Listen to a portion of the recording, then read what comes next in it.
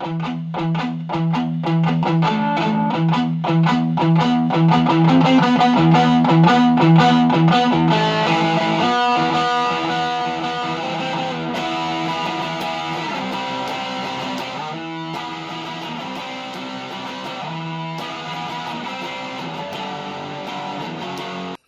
guys, this is Fantasy Knuckleballers. This is Rich. I've got Justin and Aaron with me. Today, we're going to start off talking about NL closers, and we're going to start off with the NL East.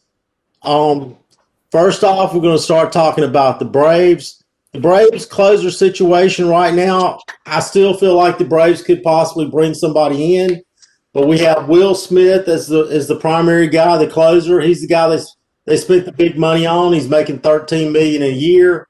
The next in line right now is Chris Martin.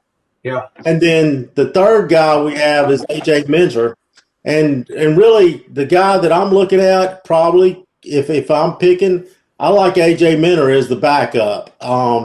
He's a guy that had the closer job, I think back in 2019 or 2018. I could see him moving into the next in line, being the first guy up after Will Smith. So tell me, as far as, do you see the Braves bringing anybody else in, or? You know, I really thought the Braves were going to bring somebody in. I'm a little surprised they didn't bring Mark Melancon back. And then he signed with the Padres for $3 million a year. So I guess the Braves feel real comfortable right now. I could also see him bringing back Shane Green.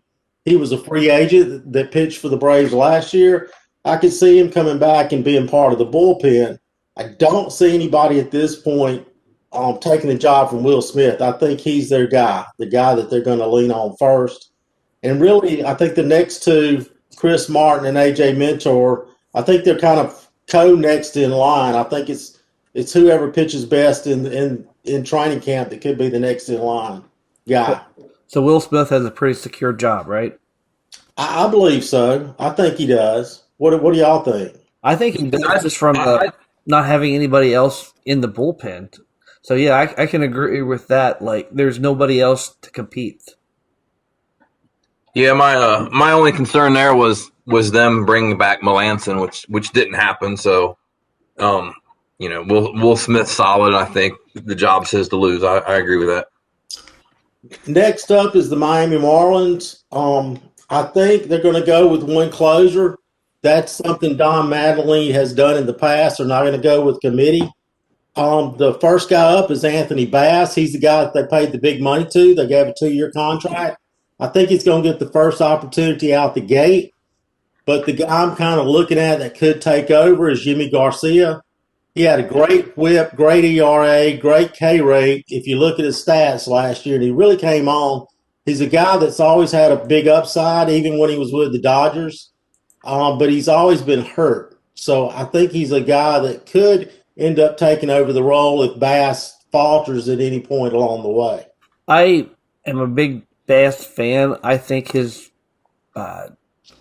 role on the hold on the closer role is pretty secure. You're right. He did get a lot of money, and I like him as a closer in Miami. And then the third team is the Mets. I think they're probably one of the most exciting teams right now.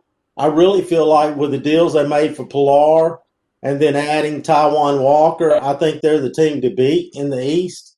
I had the Braves still ahead of them, but now, I mean, when you look at their depth, even when you look at they've got Pilar coming off the bench in the infield, they've got either Pilar or Nemo coming off the bench in the outfield. This is a deep team. But then looking at them, I think you start with Edwin Diaz. I mean, for me, he's the number one closer. If you look at his numbers last year, he got off to a rocky start. I think his first outing or first or second outing. But after that, he was straight up dominant. And if you look at his 2018 season, he was straight up dominant. He had some troubles and definitely struggled in 2019, but I think this job is secure. I'm looking at taking him if I get the opportunity, and we have an NL-only league where he just got dropped. And I'm looking at taking Edwin Diaz if I got the chance. I think his backup is very clear. It's the guy they just recently signed. He's got good numbers. I'm definitely looking, if I'm looking to take just a really good reliever who potentially could be a closer down the road.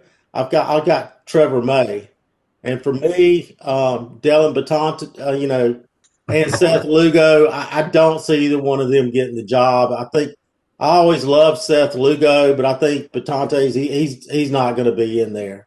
He's got to prove that he belongs on a major league roster right now. Yeah, I agree with you on Diaz. I got him at the top of my closer list. Definitely in the top three. It's going back and forth, but there's just going to be a lot of save opportunities on that team this year, and that I fully expect him to be in full form just like he was for most of last year, and hold on to that job for the year and get a lot of saves. I 100% agree. I have him over Josh Hader. I want to see what you think, Aaron, because I know you're a Hader lover. So I'm with Justin. I love Edwin Diaz. So here's my take on the Mets closers. Diaz had a really bad 2019 when he came over to the Mets. Yes, he kind of rebounded last year, but most of that was when he was not in the closer role. When your owner spends $200 million for his team this year, he's not going to take it well if his closer goes out and gives up saves every other night. So the leash is going to be short. If Diaz goes out there and dominates like he has in the past with Seattle, there will be no issues. However, if he goes out and starts giving up saves every other night, his leash is going to be really short. I would hold on to Trevor May if I was drafting Diaz, just as a backup precaution. Spring training numbers wouldn't really faze me a lot either because it seems to be a mental block for Diaz, and it's going to be the pressure of the big lights. So if you're drafting Diaz, if you're me, I would put May late on my to-do list as far as trying to get Trevor May lever late in a draft to back up Diaz. But that's just my opinion. The owner's not going to take his shenanigans from 2019. I totally agree. I think you take them as a pair, and I think what you're getting is you're going to get probably between 40 to 50 saves. So if you're going to take Diaz, I would definitely take May later on. So I'm 100% with you there. Justin, you got anything to add? No, I think Aaron makes a good point. All that money that they spent, they're not gonna take any big risk. But I see Diaz doing just fine and getting a lot of saves. So Next team up is the Washington Nationals. They made a big move this offseason when they signed Brad Hand for $10 million. I've always liked Brad Hand. I loved him when he was with the Padres. He was great with the Indians. I think the only concern was he did lose some velocity last year. I think he lost about 2 miles off the fastball, so there's some concern there.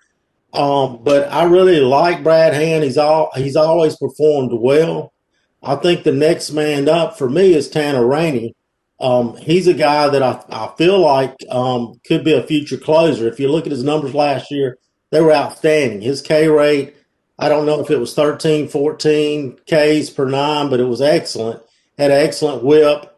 He performed great. He did have a shoulder arm injury last year, so there's some concerns there. But he's a guy that could step up if Hand falters anyway.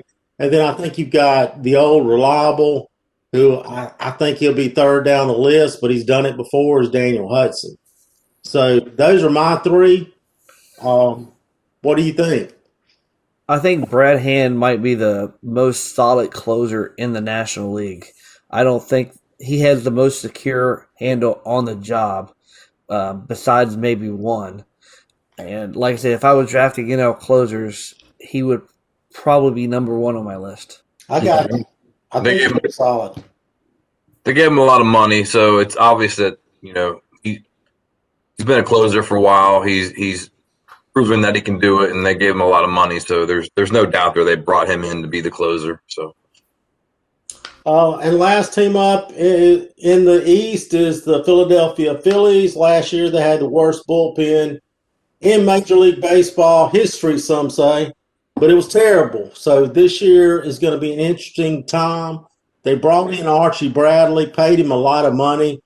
For me, I think it's going to go into training camp. I don't think they've announced who's going to be the closer. It's going to be between Archie Bradley and Hector Neris. Neris has been the closer in the past, and he's been a guy that's been hot and cold. There's been times when he's been excellent, and I think he's a guy that throws a split fastball, and when that pitch is working, he's dominant. And when that pitch is not working, he gets hit hard. So for me, I think Girardi is an old school manager. He's going to go with one guy. He's not going to go with two. I think Archie Bradley has the lead. I could see Hector Neris, if he comes out pitching great in spring training, he could win the job. So I do think they're a 1-2 punch. I think as far as the number 3 guy, Jose Alvarado, he's a guy that's always pitched well, but he's not a real high-K strikeout guy. So I really think this is a two-man race when I look at it between Bradley and Neris. And I think spring training could decide who wins that job. But in my mind, I'm kind of leaning Bradley if I'm going there. So what do you guys think?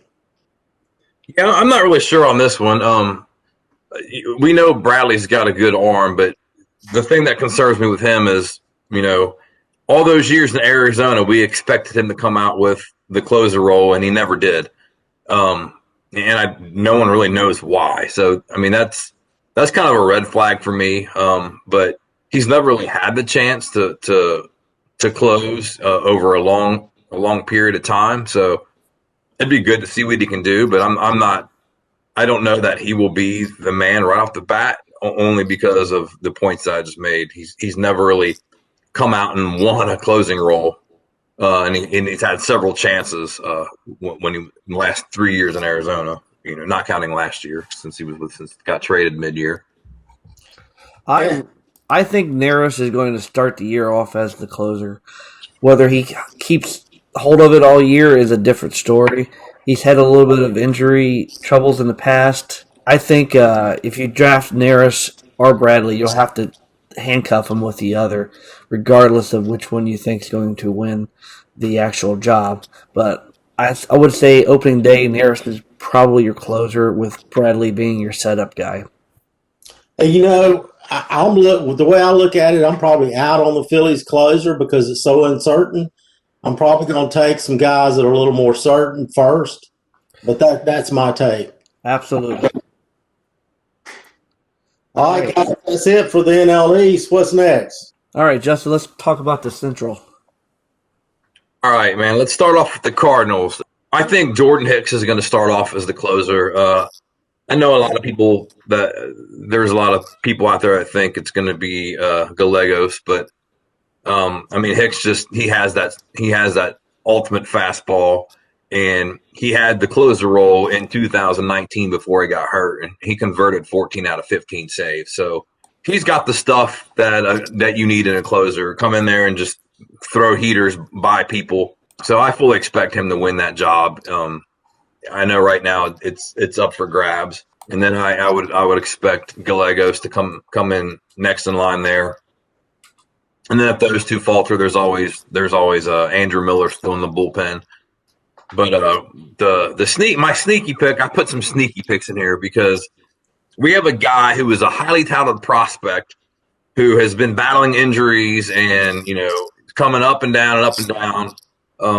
And if any of these guys falter, which I don't think they will, but Alex Reyes could be a sneaky pick there to land the closer role mid-year. But I don't see that happening. I think Jordan Hicks is going to win it, and I think he's going to keep the job throughout the year, just based on his past performance.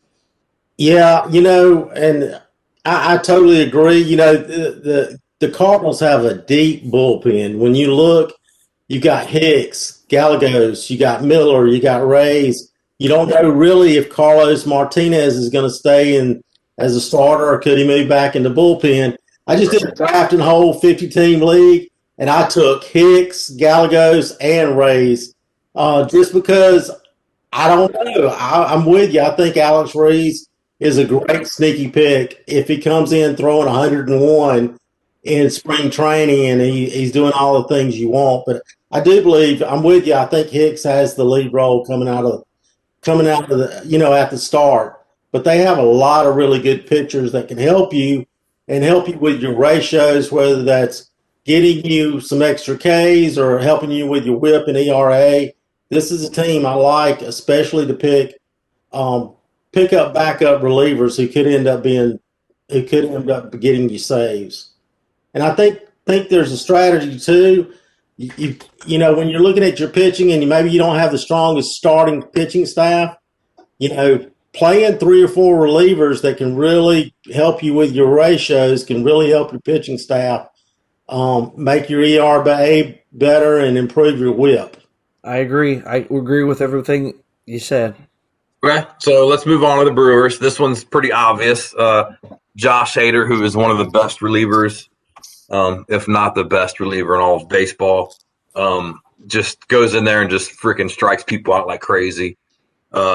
Obviously, he's going to be the closer. And then as of right now, it looks like, Devin Williams would be the second option, and then maybe even Brad Boxberger. I think the only question here is when you're drafting is how are they going to use Hader? Because in the past, they've tended to use him for multiple inning saves, which is a good thing because you're getting more strikeouts, and you're getting more innings to help pad your ERA and WHIP.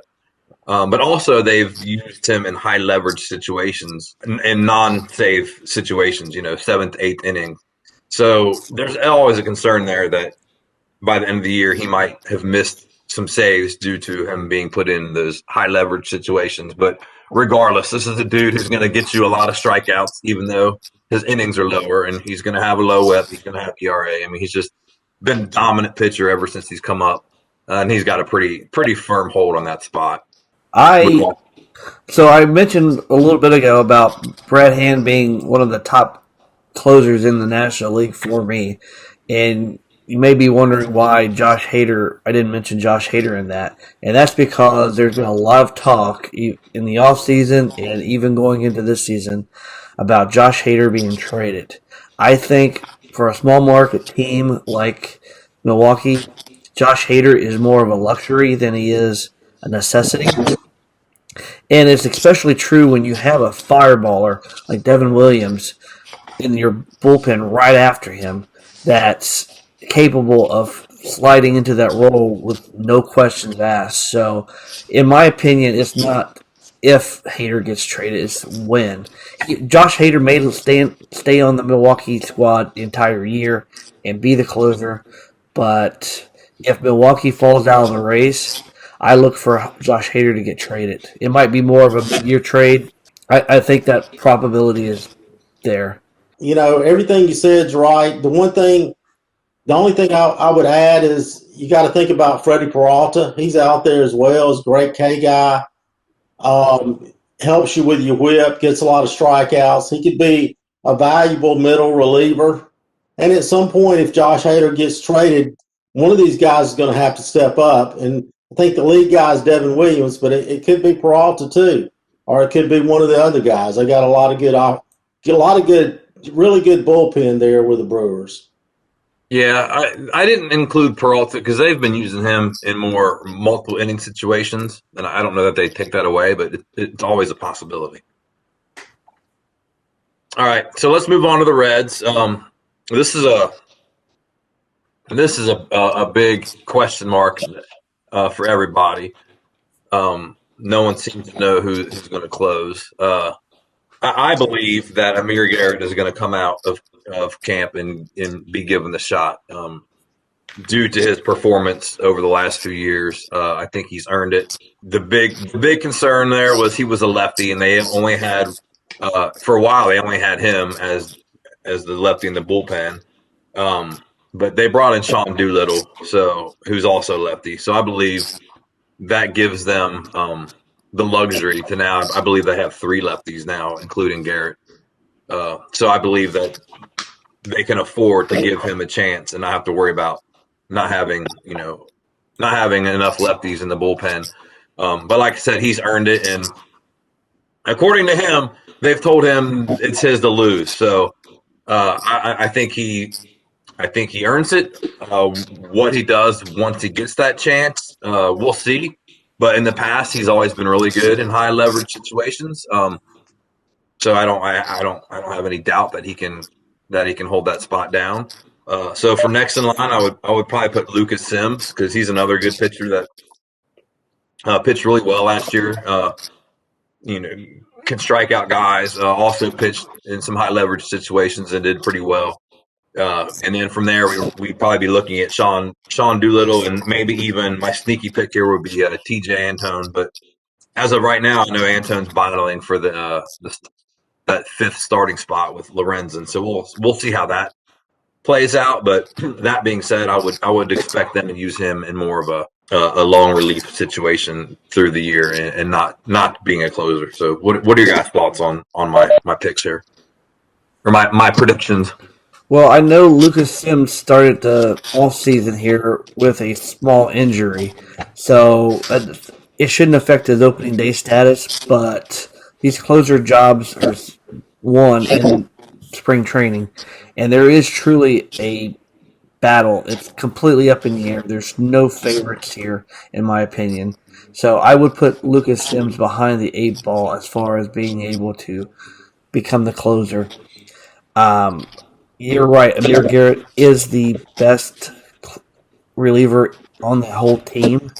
That's unquestionable. But managers like to go with the guys with experience. So I would give a slight edge to Doolittle myself. But you're right. Amir Garrett is the best arm in the bullpen. And they say it's his to lose. You know, my only thing to add is I think Amir Garrett can be a great spec pick, and what I mean by that, he's not going to go real high because there is a lot of doubt about who's going to end up with that closer role right now. Nobody's come out and said, other than Amir Garrett saying he's going to be the closer, there's a lot of doubt. But he's a guy that can be excellent, and he's a guy that can get you 90 strikeouts as a closer, and he's probably going to go, if you're talking to NL only, I don't know, 6th, 7th closer off the board or maybe later. And he's a guy that could finish near the top when you're looking at performance from closers. When I'm picking a closer, you don't want to pick the last guy down the list, which I've done plenty of times just because I wanted to get saves, and they end up being terrible. He's a guy, even if he doesn't get the role, he's still going to help your team by producing a great whip, getting you lots of Ks, and I think he's going to be the closer right from the start. And you can pick him a lot later than, say, Edwin Diaz or Josh Hader. There's a lot of people that agree with you as far as uncertainty because his ADP right now is near 400 in mixed leagues, which is lower than a lot of other closers, but I have no doubt. I mean, I have him marked as the Reds closer, and he's fun to watch, man. He's probably my favorite Red right now. He has so much energy. He's so much passion. He's just fun to watch in the mound. So much intensity, everything you want in a closer. He's got a great fastball, and like I said, I expect him to win that and hold on to it throughout the year because he's always pitched really well in high leverage situations. And I think your point is he's going to be a great value. If he's going that late in drafts and you can get a closer like that, he's a big guy, comes from the left side. I mean, I would be scared to go up there and hit from him. Yeah, he might come after you too. He might. He's got a little swag. All right, let's move on to the Cubs. So David Ross has already come out and said that Craig Kimbrel is his starter for this year. So there's not much uncertainty here. Kimbrel's the guy. I know he struggled mightily once he came over to the Cubs, but if you look at his numbers from last year, he actually finished really, really strong. Like his last 4 or 5 outings were really, really strong. So it appears that he's settling down now in his role with the Cubs. And as of right now, I'd say his job is pretty secure. He struggles again, like he did when he first came over. Then the next guy in line would be Rowan Wick. And then, from there, we were also looking at Brandon Workman. But for now, I'd say if I were to rate Kimbrel's security on the closer role from a 1 to 10, with 10 being the most secure, I'd probably give him an 8 right now. What do you guys think? I am not a Kimbrel fan. He hasn't pitched like a closer. He hasn't pitched like a major league pitcher in the last couple of years. The Cubs are not going to be quite as good as a team overall. He would be one of the last closers off the board in my draft. Well, you shouldn't say that he hasn't pitched well in the last 2 years, because he closed last year really strong. If you look at his last 4 or 5 outings, that's a small subset of the entire his performance. They were doing 60 games. Before that, he was dominant. So I don't know. The fact that David Ross has already come out and said that there's no competition. Kimbrel's our closer. He's given him his backing. So we'll see what happens. But I agree with you. The Cubs aren't going to get as many wins as they have been getting the last few years, since they pretty much overhauled their whole starting rotation. But yeah, he wouldn't be one of the top closers I would pick for sure. He's had an ERA over 5 the last 2 years, ever since he left Boston and held out that season. He's had an ERA over 5, and he might have finished the last couple games on a high note, which is good. You always want that. However, his walk rates has constantly been getting worse, and there's not much there that I like. I agree with you, Aaron, but I mean, he's getting paid $16 million a year. He's going to be the closer. I think his job's secure. There's nobody really there that I would want to roster as a backup. I would pick him off the waiver wire maybe, but there's nobody else. He's going to get a long leash. I'll give you that. Those are the 2 reasons why he might be the closer, because he's getting paid and there's nobody else there. So, yeah, you're right. Those are the 2 main reasons why he might be the closer this year. But I'm with you. I'm not really in on Kimbrel. I would hold off.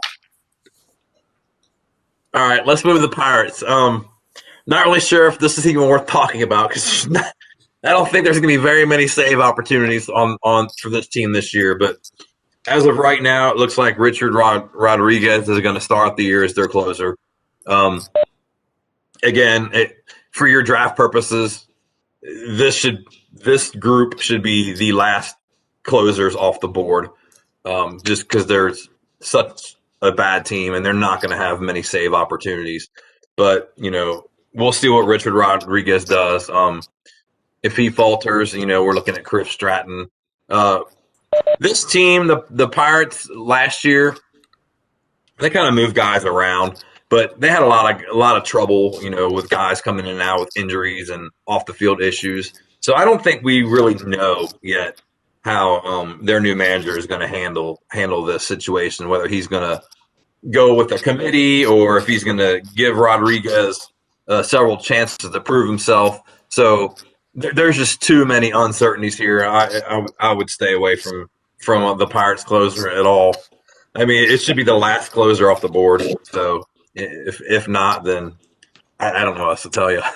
To add a little bit of complexity to this whole situation, I recently read where Rodriguez is likely to be traded before the start of the season. So Richard Rodriguez, who's probably the favorite right now, will probably not be on the team come opening day. As far as the next guy up, I would really look at Kyle Crick. And also, even though the Pirates may not be good this year, you might be able to get a good 20-save closer off this team, depending on how the cards shake out. I would really look for Kyle Crick to assume that role if Rodriguez does actually get traded. My only thought is the only guy that I would even roster would be Richard Rodriguez. And like I said, it would be far down the road. I wouldn't take him high. It would be one of the last closers off the board. I probably think Colorado Rockies might have him beat, Justin, because I have a habit of taking Colorado Rockies closers and getting killed. But But I'm not in on anybody else on that roster. I wouldn't roster anybody. Rodriguez may be late in the draft. I would look at him. Yeah, I think it's point with the uncertainty there. I think it's important to talk about my sneaky pick here, Sam Howard. He's a guy that came over from Colorado. He's 28 years old, and over the last 2 years, he's averaging over 10 strikeouts per 9 innings. Had a really good ERA last year. So I think he's a guy who, mid-season, really, we could be talking about their newfound closer moving forward. But that's just one of the things to look out for. There's a lot of uncertainty here, but just trying to help you all keep a few names in the back of your head. No, that's a great point. I'm not that familiar with Sam Howard, so I'm gonna have to research him. So thank you. Yep. All right, moving on. National League West. Let's start off with the Diamondbacks. New addition this year is Joakim Sora. He has closer experience. He's probably going to be the first in line in Arizona this year.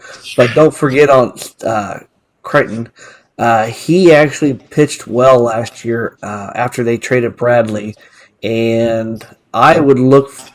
If I was drafting Sora, I would really try Crichton as a backup. Like I said, he does have the closer stuff, and he could slide into that role pretty easily. Soria has the track record. He's been a closer for years and has done a good job. I don't see any reason. I know they've said as of right now they haven't named a closer, and they said it's going to be a competition, but as of right now, I don't see a reason why Soria would not get that job. Next team on the board here is LA Dodgers. And as far as closers, Kenley Jansen is the other closer that I would say has the most solid stranglehold on the closing role for that team. Jansen's been a all-star closer for many, many years, and that's probably not going to change this year. One thing I will say, I guess caution, his underlying stats have been progressively getting a little bit worse, and the Dodgers did not pitch him in the World Series last year at all, which brings up some red flags as far as him on the team and how they may view the closer role. So I would at least draft him and at least be cautious about his role. But I think there's no question that he's going to be the closer this year, and he's going to have a long leash. So draft with confidence. Yeah, I agree with you, Aaron. I think he's going to be the lead dog. The only problem is last couple of years seems like he's had a couple of injuries, and he's kind of had to take some time off. There's also been a little bit of a loss of velocity on his fastball. So if I'm taking him, I'm definitely taking his backup. I'm taking Blake Trinan, and I'm probably taking Gratterall too, because in the playoffs you saw a lot of Gratterall pitching in big moments there. But if you take Jansen, you better be taking his backups. That's my only comment. I'm not so sure that the Trinan, I like him, and if something happens to Jansen, I think he goes down. I think he slides in pretty easy. But yeah, like I said, LA's going to give him a long leash. The next team here, the Giants. Jake McGee has bounced around over the last couple of years. I think he really found himself here in 2020, and with the Dodgers, he won a World Series with them. He pitched well for them, and San Francisco brought him in as a free agent, and to be honest with you, they really don't have much else in the bullpen. Tyler Rogers had a little bit of success last year, but his numbers are just okay.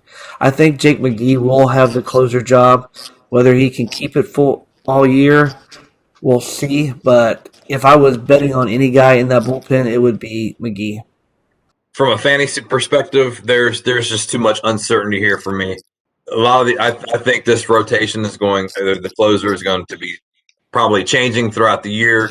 You do make a good point about McGee. He's been a closer before and did well. He's done well before, not always. There's just too much uncertainty here for me. There's, where would you rank his security from 1 to 10? I mean, I would say it's at a 4.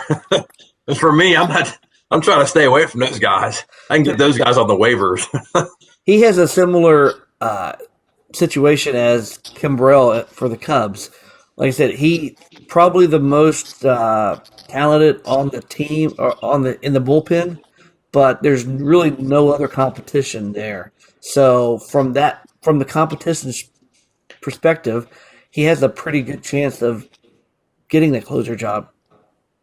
I agree, but Kapler's a new school manager, and I think I read something this offseason about he's wanting to do a committee. He's not wanting to go with one guy. So I think you could see a couple of guys on this list get save opportunities. I think Jay McGee's the lead guy, but I think you could see Tyler Rogers or even Moronto get some opportunities. He was the guy that was throwing 100 miles an hour back in 2019.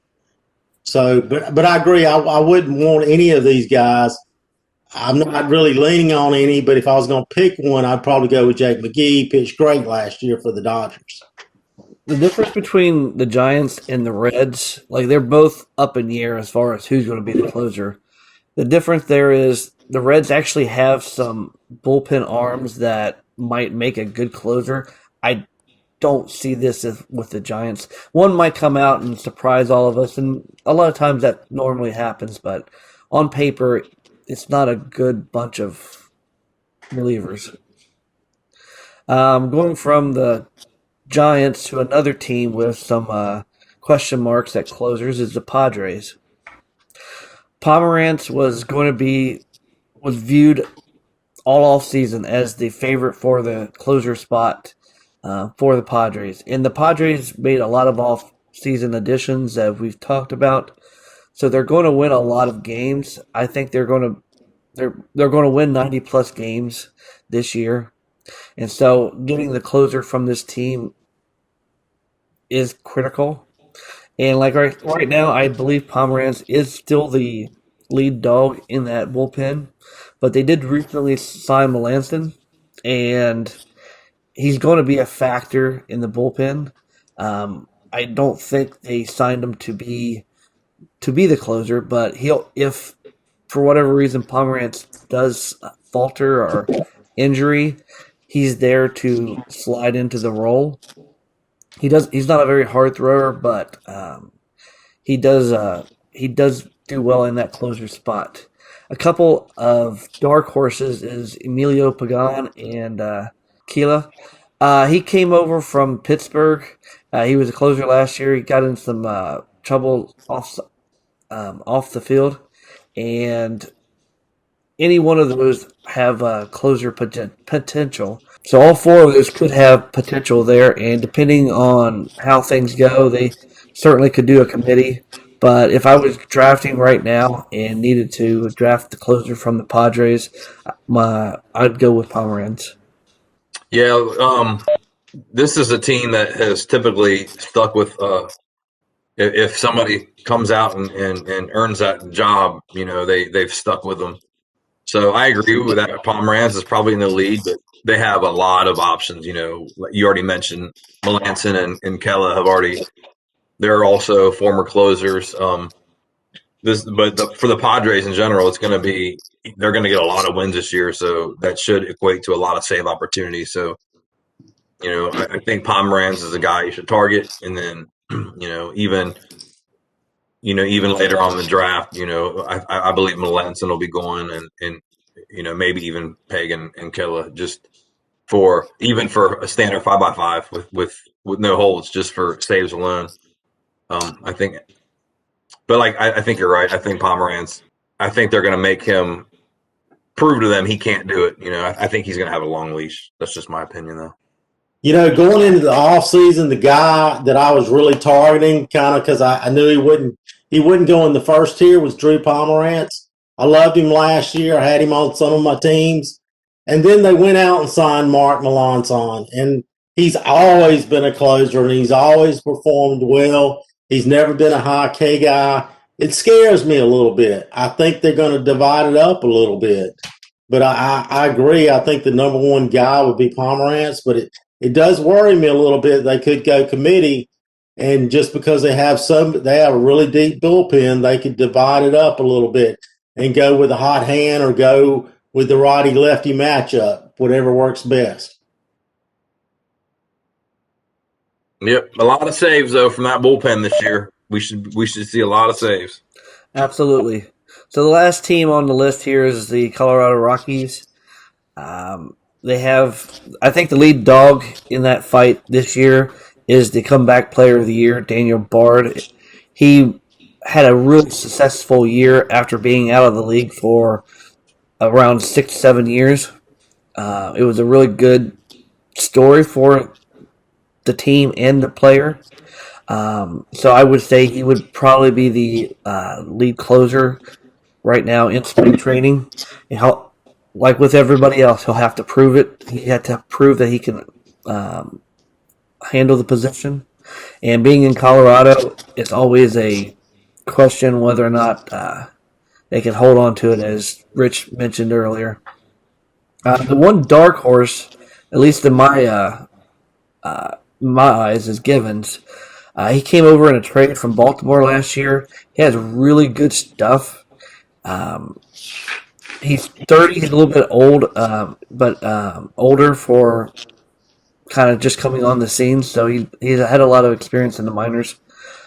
But he has really good stuff, and I really like his chances as if Bard would happen to fall, I would be rushing out to pick up Givens. He's a good closer. Thoughts? Yeah. Only thing I have to add on that is I'm a guy that plays in a lot of NL leagues. I like to wait on closers. A lot of time I've ended up taking a Rockies closer who was the main guy, and I've been burned time and time again. Just don't take Rockies closers. Well, That's my take. Well, I will add a little bit to that. So it takes a special type of closer or pitcher, I should say, to pitch in Colorado because of everybody knows about the ballpark factors and the thin air and all that.